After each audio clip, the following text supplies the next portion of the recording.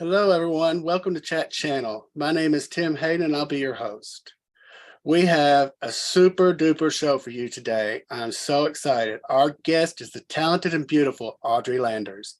Audrey is an accomplished actor, singer, writer, director, composer, producer, and businesswoman. She majored in psychology at Columbia University, Barnard College, and studied music theory at Juilliard School of Music. She has an ongoing 3-decade singing career as a multi-gold and platinum recording artist and songwriter, earning 10 gold singles, 4 gold albums, and 2 platinum albums. However, she's best known to fans all over the world as her memorable role as Afton Cooper for 8 years in the iconic television series Dallas. Let's welcome Audrey to the show.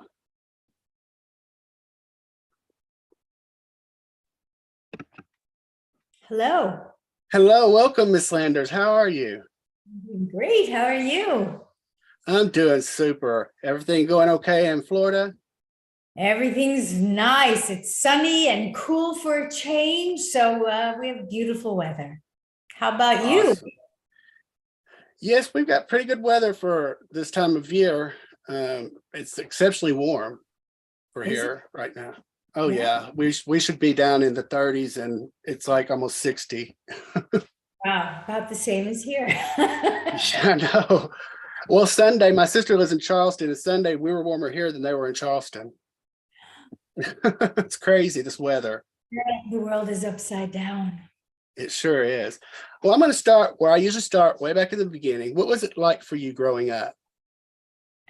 What was it like for me growing up? What Were you rambunctious? Were you pretend? I was always a pretty serious kind of person. I was always serious. I always felt very responsible for everybody. Hasn't changed. And I kind of knew what I wanted to do in my life. So I knew at an early age that I loved showbiz. But yeah, no, I did lots of school plays and things like that. And I was very academic. So I think I was kind of a serious kid. Yeah. Well, is it true that you began performing, or you've been performing since you were 9 years old? Yeah, pretty much. I mean, Wow. School plays, local theaters in my little town, that sort of thing. And then I guess I got my first professional job when I was about 12 or 13. I did like local theater and things, but then I got the soap, The Secret Storm. I saw that. Way back when, and I'm an antique, and No. And I did that for a couple of years as a young teen. And then I moved on to do another soap called Somerset for a few years during the time that I was also going to college. So, yeah, I've been doing this a long time. Well, I mean, I also read where you wrote and recorded your first song at 14. I did. Music has always been an integral part of my life. It's been a way, certainly a form of expression. It started out when I was a little younger as poetry. And then when I started doing my soaps, I think that's really what got me started writing, because on my very first soap, I was a very typical looking teenager.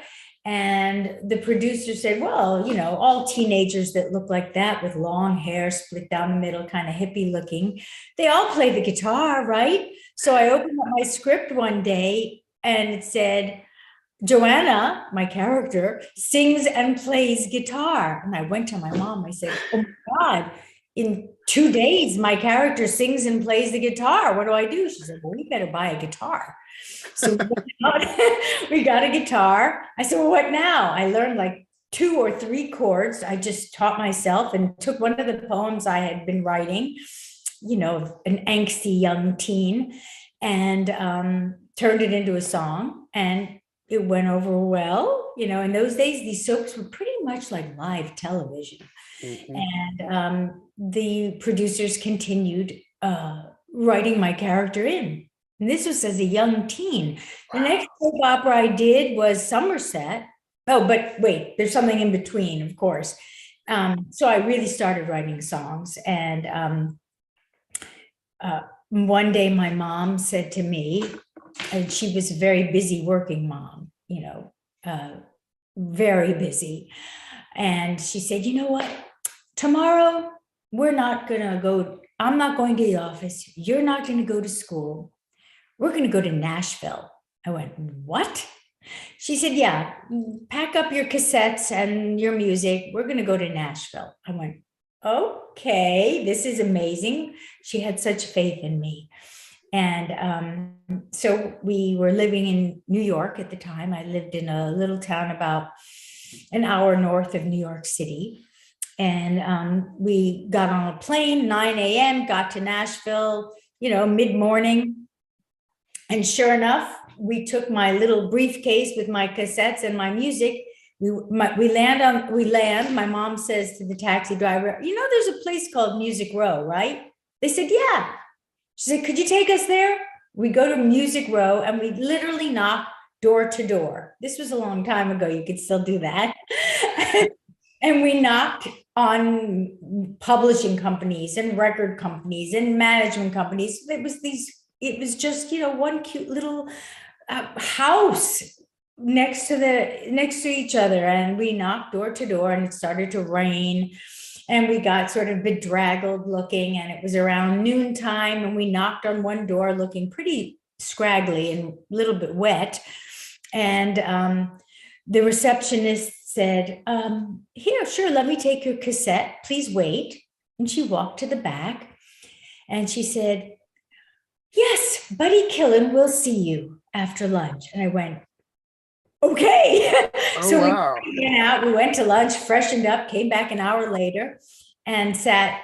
Since you're kind of in this world, Buddy Killen was a legend. Okay. He really was. Yes.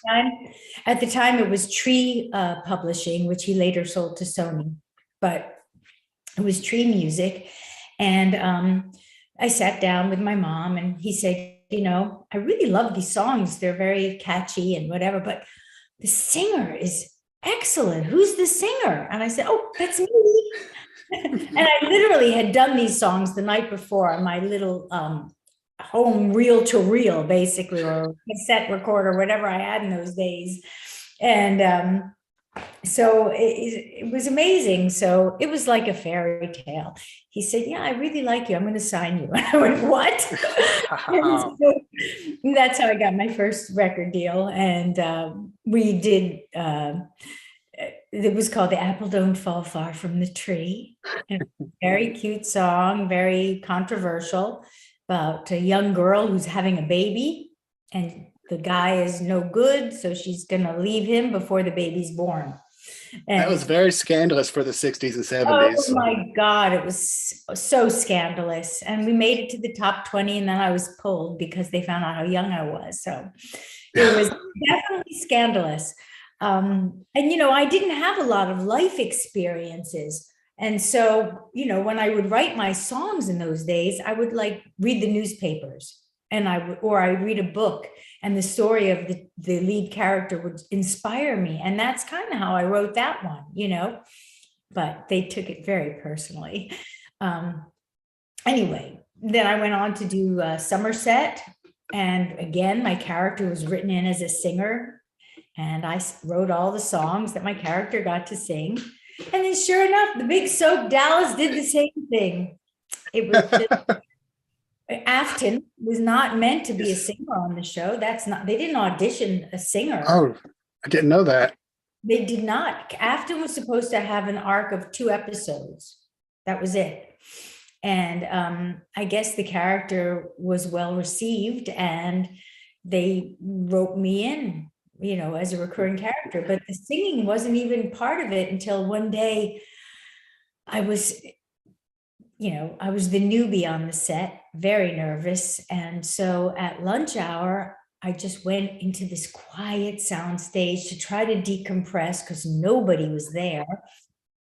And I happened to find a piano tucked away in a corner, very dusty old piano.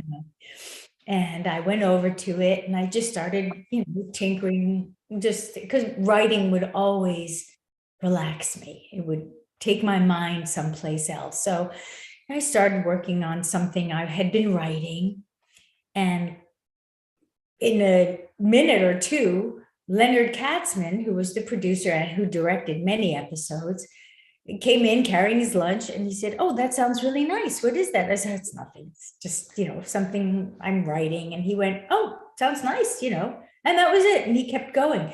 Next thing I knew, Afton had been written in as a singer. And so I was very fortunate to be able to write all the songs that Afton sang on the show. Oh, how awesome. Well, I mean, come on. You won 10 gold singles, 4 gold albums, and 2 platinum albums. Come on. Yeah. I mean, that's incredible. And that's not even to mention the show that you and your mother created, or you basically, your mother co-created, the Hug-a-Bug Club.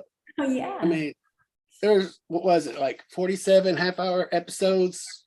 You wrote every episode. You wrote all the over 250 songs in the series. I mean, co-wrote everything. Yeah. Mm-hmm. That's incredible.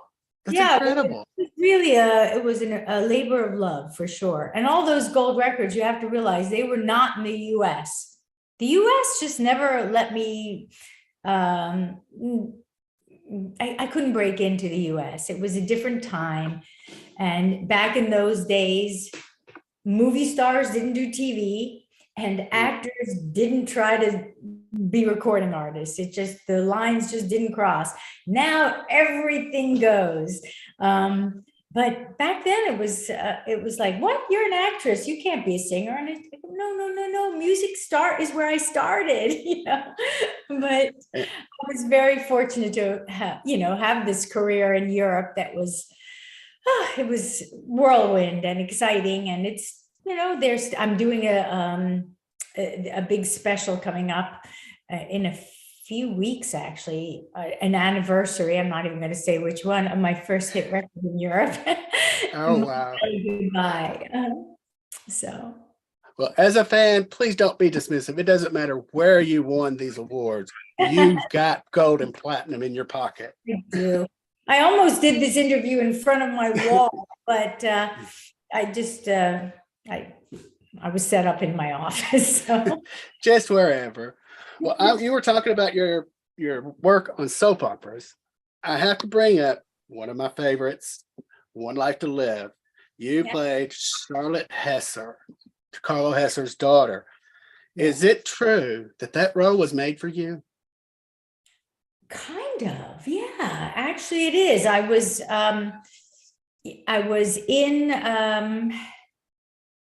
really spending a lot of time in LA, and I wanted to spend a little more time in New York. I had recently been married, and I said, I want to have a baby. And so I figured it would help if I was in the same city as my husband. Yeah, for sure. So we contacted the producer who I had worked with years ago on Somerset, and he was so kind and wonderful. And he said, "Yeah, we can work this out." And so the role was everybody so loved you in that role. I mean, that role was it was meant for you. It was just perfect. Nasty one, though. I mean, really. No, I mean, you kind of told him, Carlo Hesser, who nobody told what to do. You kind of told your dad what to do, what you were going to do anyway. She's a strong woman when it wasn't all that popular. What was it like working with Tom Christopher? I mean, he's amazing. He's just amazing. Great actor, very professional. It was always fun to do scenes with him. Really. I mean, you worked with all that crew, but that one just kind of jumps out at me from that show is Tom Christopher. And y'all were perfect together. Oh my God, y'all were perfect together on that show. It was great. So much conflict. There was a lot. It was a very meaty role. Right. And not to mention that show had a lot of troublemaking females, not just you. I mean, Dorian and Cassie and, Vicky with her multiple personalities. Yes. Well, not only that, you did nighttime as well. I mean, I've got to say, when I was doing this I knew you were in a lot of shows, but I did not realize you were in so many hit shows. You starred in so many hit shows like Happy Days, Battlestar Galactica, Dukes of Hazzard, BJ and the Bear. I mean, there's so many more I couldn't even list it all because I'd be here because they were all great shows. Love Boat, Charlie's Angels. See, I can go on. And Fantasy Island, which was always so much fun to do because you got to play characters that you know, I was probably in the midst of doing Dallas for most of the fantasy. I actually got my first Fantasy Island before I got Dallas, but the subsequent episodes I did were during my tenure in Dallas. And so it was always fun to do a Fantasy Island because you played a role that was so different. You could play, it was a fantasy. I mean, you know, I played, one of my favorites was an 83-year-old woman whose fantasy was to go back to her days as a Ziegfeld girl. And so I got to play the aged woman, okay, and then this glamorous Ziegfeld Follies girl, you know, and it was really, you know, as I said, they were always fun to do.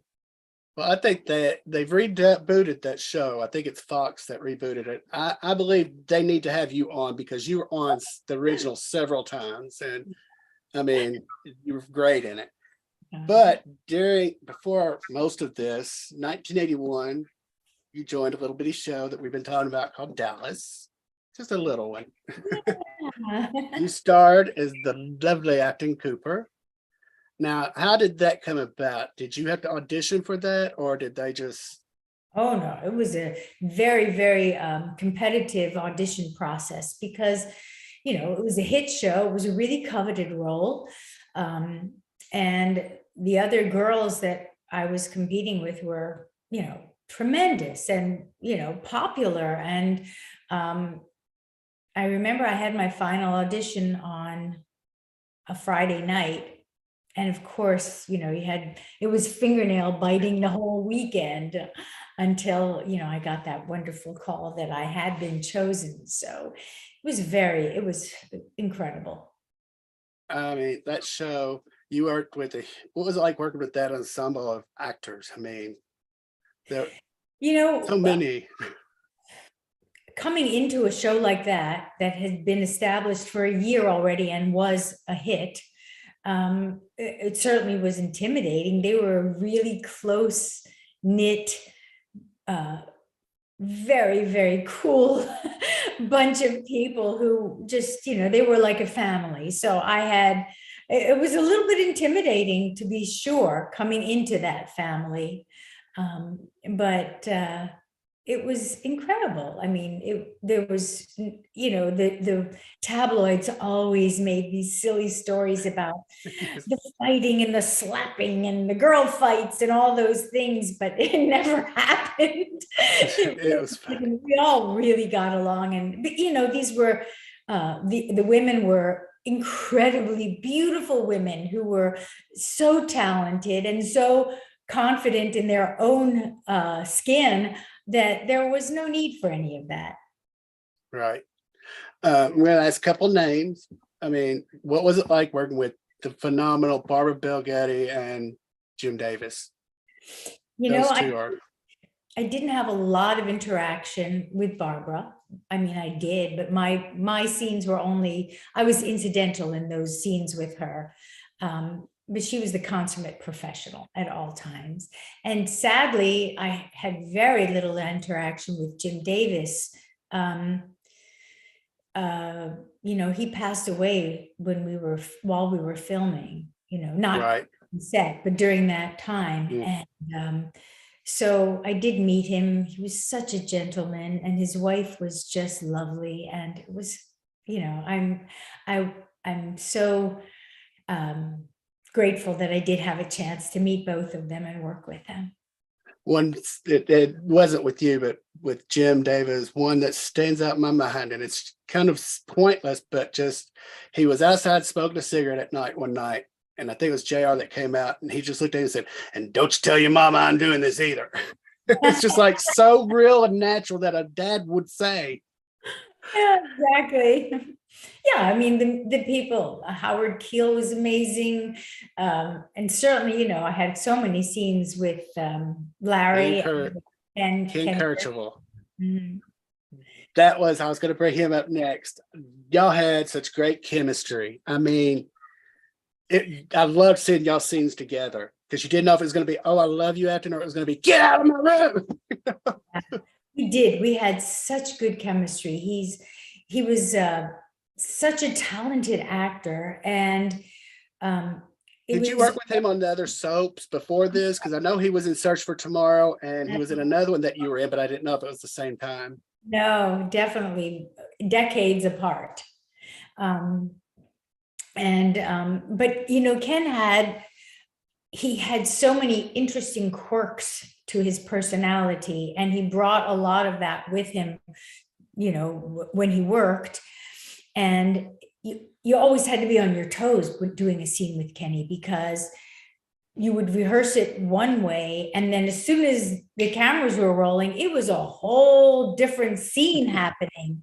And so there was always a lot of spontaneity in our scenes. And I didn't count them, but the two names that were probably mentioned the most through the whole show was either JR or Pam. I don't know which, because not after that. And well, I think it was the last season you were on the first round. Yeah, You had his baby, which ended up being Pammy. that's right. I named her after Pam. That's right. And it was a big secret. Yes, because Came back for my when I came back a few years later. I had left to do the movie A Chorus Line, and then came back a couple of years later, and yes, it was his baby. One of your fans did submit a question about that. Do you, or let me find it here.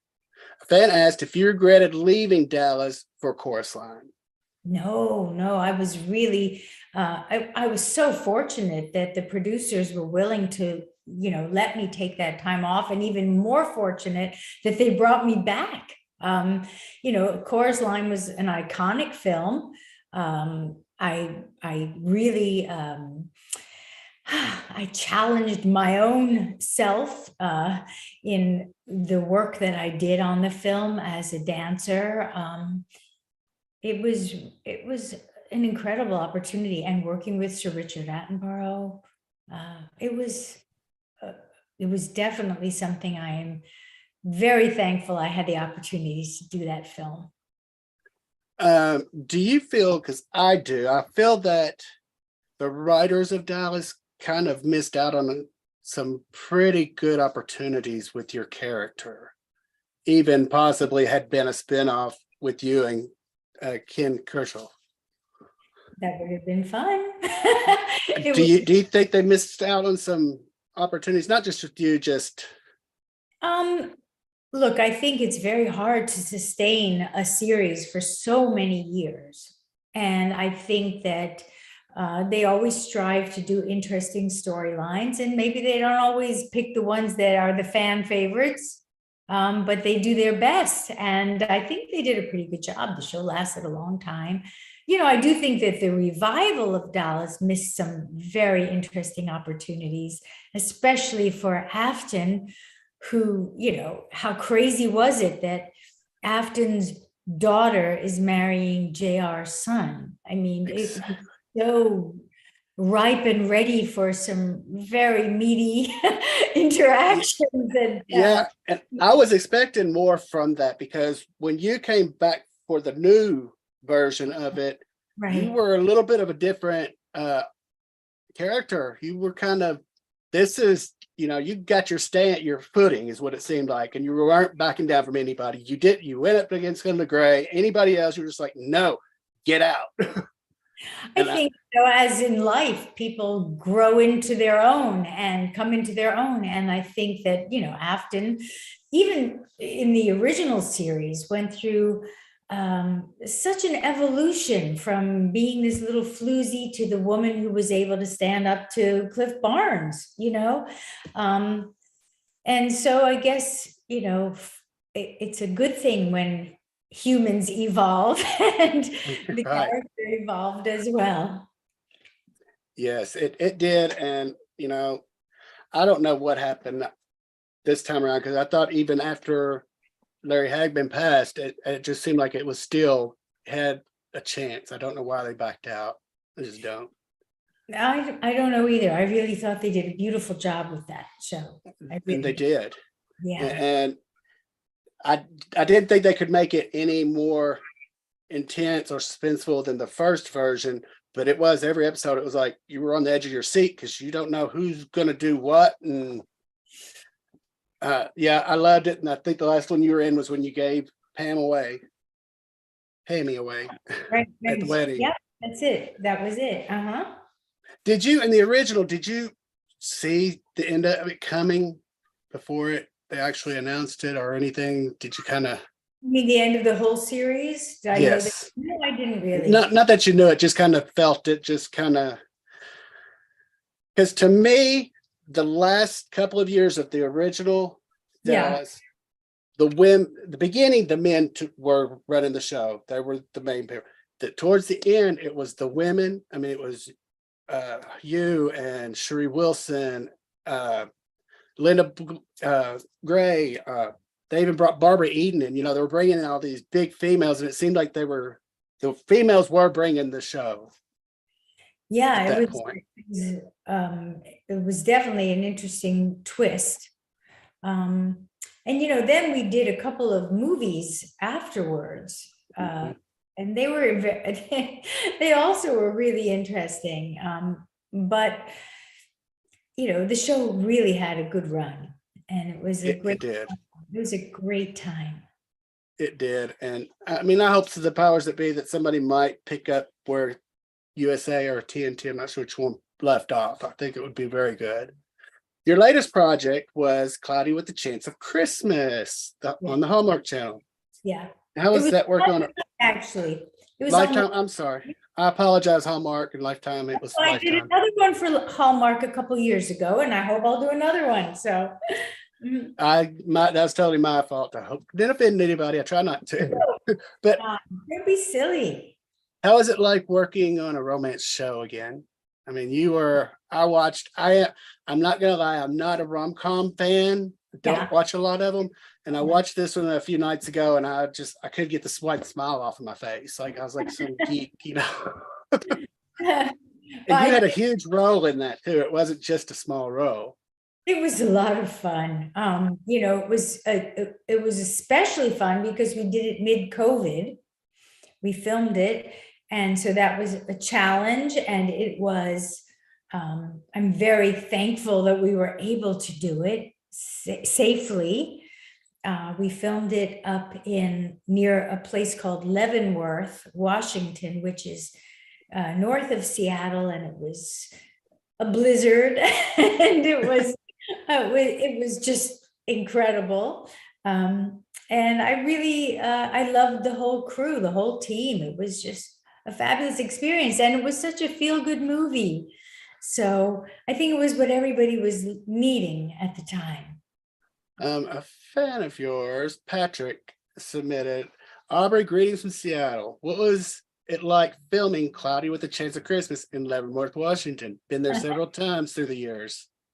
Well, it was magical. It's a magical place, and Christmas time. So we filmed around that. So we had the advantage of all the beautiful lights and the snow and the weather, and it's a magical place. Yeah, you answered my question I was going to ask next, but I was going to ask you if they used fake snow, but that's kind of a pun to the movie. We had a lot of snow. In the movie, they're like, well, if it don't snow, we got the fake. Well, no, what's so funny, in the script, they expected to have to use the whole premise was, oh no, it's not going to snow. What are we going to do if it doesn't snow? And then that was the premise of the film. And then boom, we just got inundated with a lot of snow. It all worked out. It was fun. And y'all shot on location as far as the shops and stuff like that, didn't you? Yes. Because I know that Christmas shop that you worked at or ran that was beautiful. I mean, everything they had decorated was so beautiful.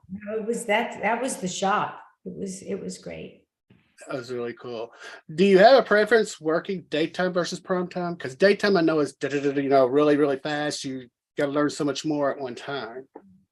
Look, I love both mediums. I think I love to challenge myself. I always do. And certainly daytime has a different challenge in keeping your character fresh and, learning the lines so quickly and being on you have to be very disciplined for both. I loved both of them, and I would love to do daytime or nighttime again. I really do. I love working. I enjoy my work. I really do. So, yeah. Well, Yeah. I've got opportunity I'll talk to you about after the show. You might check it too. But I have to mention this. Your business, you come from a phenomenal family. Your mother, very talented. Your sister Judy, very talented. Your children, very talented. One that performs with you quite often. Y'all are phenomenal. I've watched y'all online singing together, and it's wonderful. You produced many films with your mother, like Ghostwriter, Club Fed, California Casanova, and Circus Island, which you also wrote and directed in. Do you like being on that side of the camera? I do. I really, really love being behind the camera. Presently, my son Daniel, who you briefly mentioned, that Yes. we perform together sometimes. I mean, he's just a phenomenal artist on his own. And I just don't mention children's names. I'll let someone else, because I don't want to. He's in the biz, and he Right. has, he and I are partners on a film that we've written together, a dark pop musical film, for which actually he wrote all the songs, and they're haunting and spectacular, and he produced them, and he actually sang all the vocals for presentation purposes, and he has like a 4-octave range. He's like phenomenal. And I like you were saying how, oh yeah, I wrote and I had all these gold records and stuff. Yeah, I did. Okay. But Daniel has taken the talent. If I was here, he's here. And I can say this objectively because he's my business partner. So I wouldn't, I grew up with a mother who was extremely objective with me. And if I didn't do something correctly, or if I could have done something better, I was, flat out truth told. And so he was very intelligent to take on your talent that you could teach him to a certain point, but he didn't just stop there. Like you said, he's continuing to grow, and that is the true definition of talent. I mean, yeah. So, we're really excited about this film, and we're just hoping and working at getting the funding to get it produced this year, 2023, Hope so. It's a fabulous, haunting story, and the music is just to die for. Well, we're gonna have to get Daniel on here. I would love to have him on here and talk. Oh, I would love to, because he's talented. He's just very talented. Because he also wrote a comedy TV series, so there's a lot going on there. That's why I say he's just overflowing with talent. He took what you taught him and grew even further. Yeah, he did. And that's phenomenal. I studied at Juilliard and so forth, but he also studied University of Miami, the Frost School of Music. I mean, he's just, he's very talented in the music and showbiz world. Well, not only that, you also came out with an affordable jewelry line. We had my mom and I started a line of fashion for affordable, glamorous fashion for women called the Landers Star Collection, and we presented it on QVC worldwide and Home Shopping Europe, and it was really a fun adventure. We had a great time, she and I, designing the fashions and then doing the on-air presentations. So it was a great experience for us to work together again. Well, before I misspeak, can they still buy that off of your website? Because I know it's listed, but I didn't know if it's still available. No, it's not really available anymore. Okay. I didn't want to promote it if it wasn't available. No, but thank you. Thank you for But asking. you can still, It's a great, a collaboration again that my mom and I had done together, which was so much fun. and everybody can still go to your website, obviously, and see some of the pieces, because I did, and they're beautiful. I mean, it's not just earrings, it's necklace, it's everything, Yeah. all kinds of jewelry. Okay. I think that's about it. I mean, I had a bunch of questions, but I don't want to take up too much of your time. I've already. I probably have been talking so much, I answered your questions before you asked them. You did a lot of it. That's a great interviewee. It really is. Do you, let me ask you this. Where do you see the soaps going now? Because, they're starting to drop off, so, slowly but surely, some have converted over to web-based.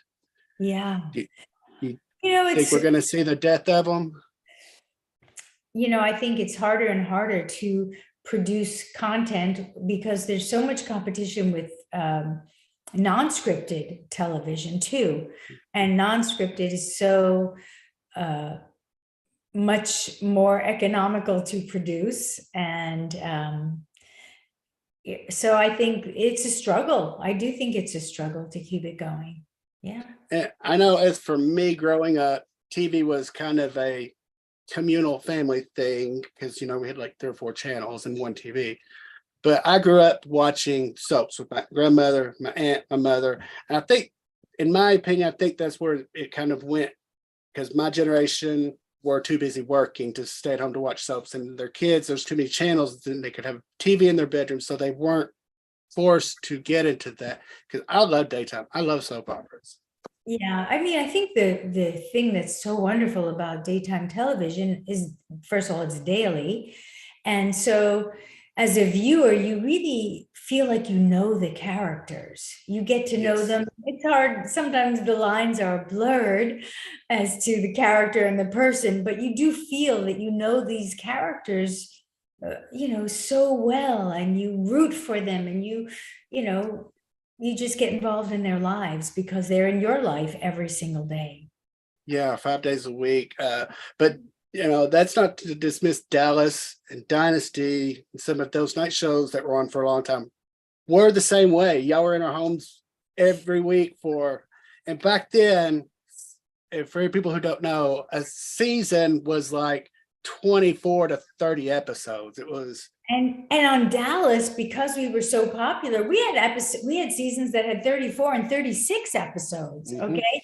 Here, when you watch a series, you go, oh my gosh, I hope it's more than 8, because I really love this show.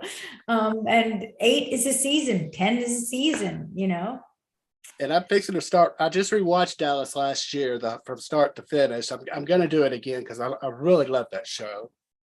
I really do. Do you still in touch with any of your co-workers? I was in touch with Kenny, he passed away. Right. And so I really haven't been that much in touch with anyone. A few years back, Kenny and Linda and Patrick and I went and did a show in Austria, and my mom came with me, and that was very, it was nice. It was a nice reunion for us. But, I haven't stayed that much in touch with them. A little bit, maybe, here and there, a text or online, but our lives are in different places, and they're, really haven't. I wish we had. Fran68 says, hi, Aubrey. Just want to tell you that I love your songs on Dallas, and I followed your music career in Germany. Love from Luxembourg, Europe. Oh, well, I'm sending love back. And I've just got to say, your kids are the luckiest kids in the world, because your voice is so calming. Just it's so I don't know. It's just something about your voice. It's just like, just even talking. Singing's wonderful, but talking. Well, that's really nice. I don't know if my kids would agree with that because I'm still their mom. So, but I happen to be the luckiest mom in the world. So I guess it all evens out. Have you thought about teaching or coaching other You know, up-and-comers?